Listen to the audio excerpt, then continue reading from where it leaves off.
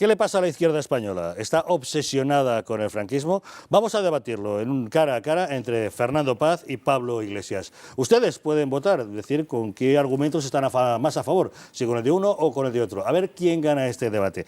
¿Qué le pasa a la izquierda, Pablo Iglesias, esa obsesión con el franquismo? Fíjate, decir que la izquierda está obsesionada con el franquismo sería como decir que los partidos políticos alemanes están obsesionados con el nazismo. La proposición de ley de la izquierda plural la votaron todos los partidos de la Cámara, menos la derecha española, menos el Partido Popular y Unión Progreso y Democracia. Todos los demás, incluidos partidos de derechas como el Partido Nacionalista Vasco y Convergencia y Unió, votaron a favor. Y yo creo que aquí hay una cosa que hay. Cuando hablas del franquismo hay mucha gente que dice, bueno, esto es un problema del pasado, pero creo que hoy, por suerte, estamos dos personas que nos dedicamos a las ciencias sociales y sabemos que para entender el presente hay que comprender el pasado, y para entender el presente español hay que comprender el siglo XX español, el golpe de Estado del 36 y la guerra civil. Y yo creo que hay dos preguntas que hay que plantear que son muy claras para romper una mitología de que la guerra civil fue un enfrentamiento entre hermanos, odio, ira, llegó la transición, libertad, libertad, sin ira y libertad, y aquello se acabó. Hay que preguntarse cuáles son las razones de ese golpe de Estado y de la guerra civil, y la siguiente pregunta es ¿por qué tiene sentido en el año 2013 homenajear a las víctimas y condenar el franquismo? A lo largo del debate, si te parece, contestaré esas preguntas. Fernando Paz, ¿no está de acuerdo?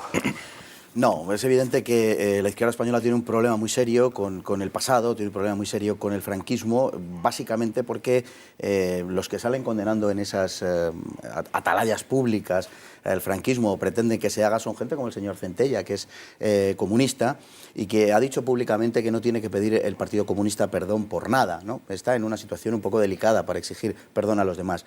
Y fundamentalmente porque la izquierda en general y concretamente la izquierda española tiene una fabulosa capacidad para el odio y para el rencor, y se han quedado en el Ebro. El problema es que ellos hicieron todo lo posible por procurar el estallido de una guerra civil, finalmente lo consiguieron, esa guerra la perdieron y se la ganó don Francisco Franco, y podrán pasar siglos que seguirán para arriba y para abajo con la cuestión de Franco, porque como no pueden dar marcha atrás a la historia, lo que les queda es tratar de reinventarla orwellianamente mediante una serie de disposiciones legales, etcétera, como la inicua ley de memoria histórica, que no sé qué hace el Partido Popular, que todavía no la ha derogado.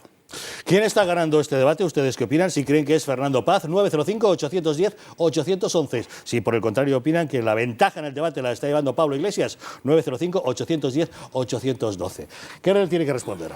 Fíjate, la guerra civil española y el golpe de Estado del 36 es una reacción de los que dominaban en este país. Es un poder de clase. Las clases dominantes que en febrero de 1936 pierden el poder político y temen por primera vez perder el poder económico. Venía de atrás, ¿eh? Desde el 31 ya conspiraban los monárquicos, en el 32 lo intenta Sanjurjo, recuperan el poder político por un momento, pero en el 36 dejan de ser demócratas la derecha española cuando entienden que pueden perder el poder económico. Después llega la guerra civil. Llaman en su ayuda nada más y nada menos que al señor Adolfo Hitler y al señor Benito Mussolini. El fascismo en serio no es lo que dice el Partido Popular, que dice son nazis los de la paz, son nazis los que protestan, son nazis los que dan un tartazo a la señora Barcina. No. El fascismo de verdad, el fascismo en serio es lo que conocemos en este país, con el apoyo de los nazis y con el apoyo del fascismo italiano. Y a partir de eso se instala en España un mecanismo, que es el mecanismo del miedo, que es lo que explicará el retraso de este país con respecto a Europa y lo que explicará también el comportamiento timorato de los partidos durante la transición y lo que explica también una casta de ricos que defienden sus intereses y que siguen enriqueciéndose no porque sean emprendedores, sino a costa del Estado. Esos ricos tienen mucho que ver con los estafadores que ahora son los responsables de la crisis, porque hay una cosa que dice la derecha española que es terrible. Piensan que se puede ser demócrata sin ser antifascista, y no se puede ser demócrata sin ser antifascista. Bueno, has hecho una mezcla, digamos, casi una interpretación de manual, ¿no? Ya sabida y consabida, donde has mezclado algunas cosas que son verdad con otras que son manifiestamente falsas. Por ejemplo, claro que hay que ir a las raíces del golpe el 18 de julio. Es decir, cuando se da un golpe militar, cuando se da un golpe de Estado, no necesariamente se provoca una guerra civil. El 23 de febrero hubo un golpe de Estado y no se provocó una guerra civil. Se provoca una guerra civil porque, como escribió Stanley Payne, para medio país era más peligroso no sublevarse que hacerlo. Se provocó una guerra civil porque llegó al poder quien ya se había sublevado en numerosas numerosas ocasiones con el poder y contra el unas poder, elecciones y democráticas. por tanto está en las peores condiciones posibles para exigirle a nadie que pida disculpas, porque recuerdo que esos partidos políticos, los que están pidiendo ahora la condena del franquismo, se sublevaron en 1917, se sublevaron en 1930, se sublevaron otra vez en 1934 porque perdieron unas elecciones y, por tanto, como dijo Salvador de Madariaga, que era republicano, tras la Revolución de Asturias de 1934, la izquierda española perdió hasta la sombra de autoridad moral para condenar el alzamiento de 1936. En cuanto a las afirmaciones que has hecho acerca del fascismo, son meras mistificaciones. Hitler no tuvo ningún interés en la guerra de España. Las actas de Hossbach de noviembre de 1937 demuestran cuál era el interés de Adolf Hitler en España, que era el de probar armas y el de crear un conflicto en la zona suroccidental europea que atrajese el interés de Francia, de Gran Bretaña y de Italia para poder él hacer y deshacer en Centro Europa, como se demostró 6 meses después, 5 meses después en el caso de Austria y un poquito después en el caso de los Sudetes y posteriormente de Checoslovaquia. Por tanto, lo que has explicado es simplemente una mistificación histórica, bueno, con la referencia clásica de la lucha de clases, que permíteme decirlo, está muy superado. Hay otros factores que entraron en la guerra civil que son decisivos, como por ejemplo el religioso o el hecho de que una gran parte de la población percibía la agresividad de la izquierda, una agresividad continua que se había concretado. Si pensamos que en 75 años la izquierda ha asesinado a 4 presidentes de gobierno, la izquierda española, a unos 7.000 sacerdotes, a unos 60.000 españoles por su condición de católicos. Evidentemente media España temía desaparecer, era aquello que dijo Gil Robles de media España que no se resigna a morir, y naturalmente que se sublevaron el 18 de julio. Lo que merece la condena es la situación que provocó ese 18 de julio. ¿Por qué media España tuvo que ir al 18 de julio? Me encanta discutir contigo porque es verdad que no escondes la cabeza y es una cosa valiosa discutir con alguien que justifica el golpe y se identifica con uno de los dos bandos. Ser antifascista y discutir con alguien que no lo es, creo que es algo valioso.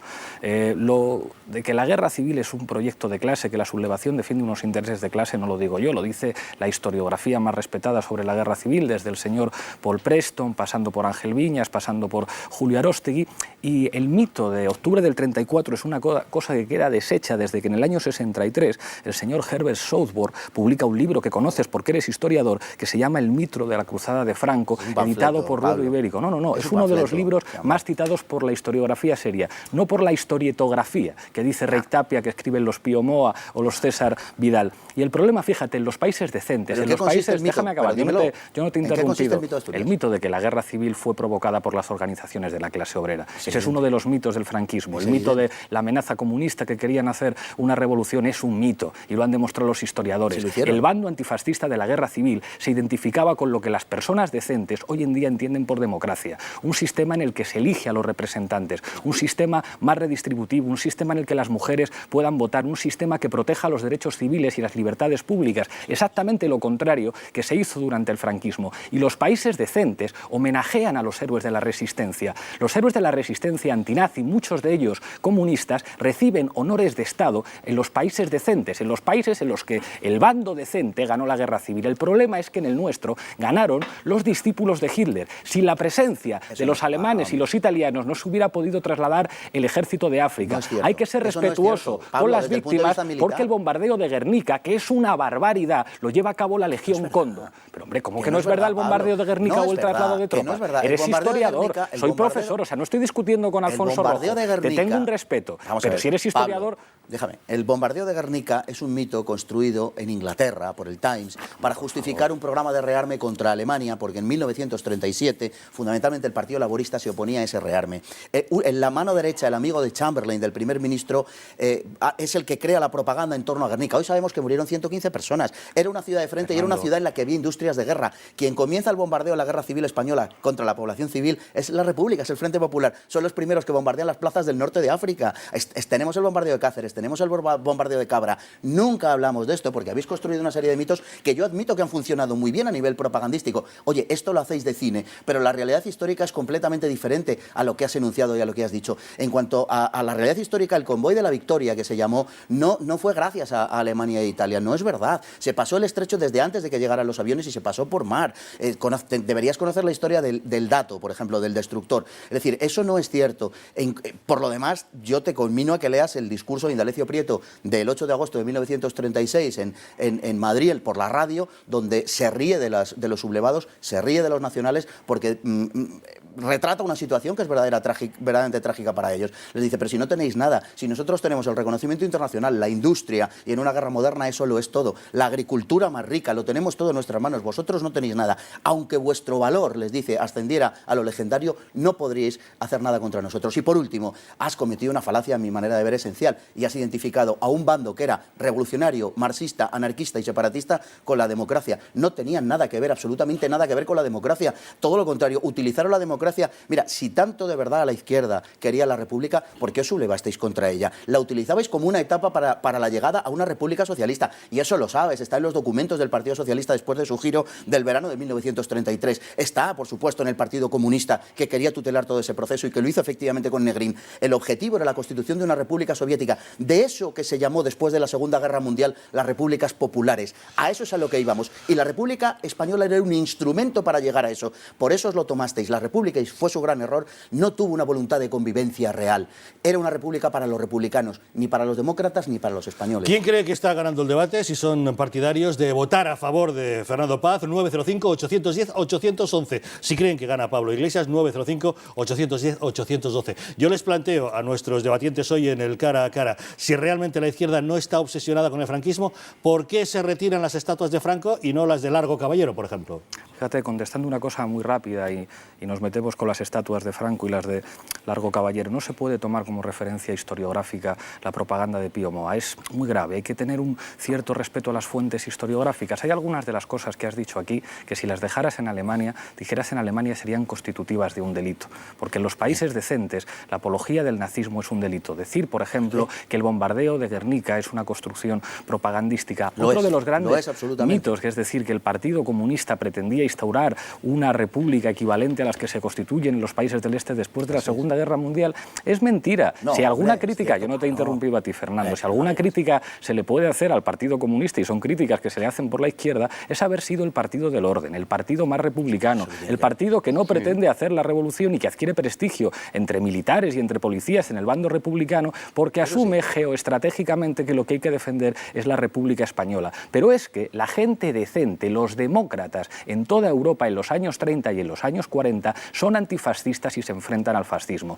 Y los partidos comunistas en Europa adquieren ese respeto y ese prestigio porque están en la vanguardia del enfrentamiento democrático contra los fascistas. Y con lo de la cuestión de las estatuas, es que la diferencia entre Indalecio Prieto y Largo Caballero es que Indalecio Prieto era un demócrata y el señor Francisco Franco era un dictador y un asesino. Por eso a los demócratas en las democracias se les hace estatuas y a los dictadores no se les hace estatuas. ¿Por qué no hay estatuas de Hitler en Alemania? Porque era un dictador. ¿Por qué no hay estatuas de Mussolini en Italia? Porque era un dictador. Y en este país, lo dije la última vez que estuve aquí, a la derecha española los pies le huelen al franquismo, a la derecha económica y a la derecha política. Cuando uno dice apellidos como Botín, como Marx, como Koplovich, eran las familias que se hicieron ricas durante el franquismo. Hay una anécdota maravillosa, el 23F, que cuenta José María Aguirre, que era el director de Banesto, que le preguntan en una entrevista, ¿usted qué tal durmió el 23F? Y yo, muy tranquilo, ganara quien ganara después del golpe de Estado, yo iba a seguir siendo el presidente de Banesto. Hay un chiste que se contaba cuando Aznar gobernaba en este país, que Franco se levanta en el Valle de los Caídos, pregunta al guardia, ¿quién manda en España? Y le dicen, Aznar, hombre, mi periodista tal, no, su nieto. ¿Y quién es el portavoz del gobierno? Pío Cabanillas. Ah, mi ministro de Información, no, su hijo. Y Jesús Posadas, el hijo de un gobernador civil de Soria, y Mariscal de Gante, el hijo del jefe de la prensa del movimiento, y Fraga, que sigue mandando en Galicia. En este país hay una vinculación directa en la derecha con el franquismo, con una dictadura. Por eso tienen problemas para condenar el franquismo. Se podría decir, en el 2002 lo condenaron, claro, en el 2002 tenían todavía ese complejo con respecto a la derecha europea, pero es que ahora han salido del armario, en el peor sentido, y reconocen y se sienten orgullosos, como tú dices, de su pasado golpista, franquista y vinculado al nazismo. Y última cosa, en este país se han hecho homenajes a la División Azul hace semanas. Es un maldito escándalo. Que lo hagáis vosotros en Intereconomía está bien, porque no renegáis de vuestro pasado, sois sociológicamente y políticamente franquistas. Y yo encantado de discutir con vosotros, por eso le invitamos, pero no las autoridades Iglesias, de mi país. Por eso está usted invitado ante estas cámaras, señor Iglesias. Encantado de venir aquí a discutir. Porque buscamos la pluralidad y dejamos que todo el mundo se exprese con absoluta libertad, como usted está haciendo hoy esta noche, ¿verdad? Soy comunista y les invito a ustedes a que vengan a mi programa a debatir todas las veces necesarias. Entonces, no etiquete a este programa que pretende ser un foro de ideas donde escuchamos todos a todas las personas que puedan venir. Es su turno de responder, don Fernando. Pues la verdad es que ha comentado tantas cosas, ha dicho, en fin, comparar a Indalecio Prieto con Franco. Indalecio Prieto dio un golpe de Estado y en sus memorias él lo reconoce y no lo dice como un timbre de gloria, sino que se arrepiente de ello. Pero Indalecio Prieto reconoce que él dirige la operación de Asturias de 1934 y no habla de huelga general. Habla de revolución porque una huelga general no se hace con esa cantidad de ametralladoras, con esa cantidad de dinamita. Lo que pasa es que la revolución proyectada el año 34 fracasa en el resto de España, con la excepción de Cataluña, que es de otra naturaleza, y la de Asturias, que es una revolución de tipo socialista, en donde se unen los comunistas, los socialistas y la CNT. En cuanto a la comparación, pues mira, Franco fue el último que se rebeló en España. Es decir, aquí se había rebelado todo el mundo. Aquí se había rebelado un pequeño núcleo de militares en el año 32, que por cierto no tuvieron ningún seguimiento por parte de la derecha, lo cual demuestra cuál era la predisposición en general de la derecha en España. Nadie siguió Sanjurjo. Y por contra, aquí tenemos, por ejemplo, el Pacto de San Sebastián, que son luego el Gobierno Provisional de la República, que da un golpe de Estado en diciembre de 1930, un golpe de Estado militar en Jaca, en Huesca, que luego durante la Segunda República a los sublevados de Jaca se les dieron nombre a partir de ellos de parques, de escuelas, de centros públicos. Es decir, la República reivindicó a esos golpistas. Primero. En segundo lugar, las fuerzas que pretenden condenar esto, repito, son fuerzas golpistas, lo han sido siempre. No podemos comparar la situación en España con la situación en Alemania, es una barbaridad compararlo.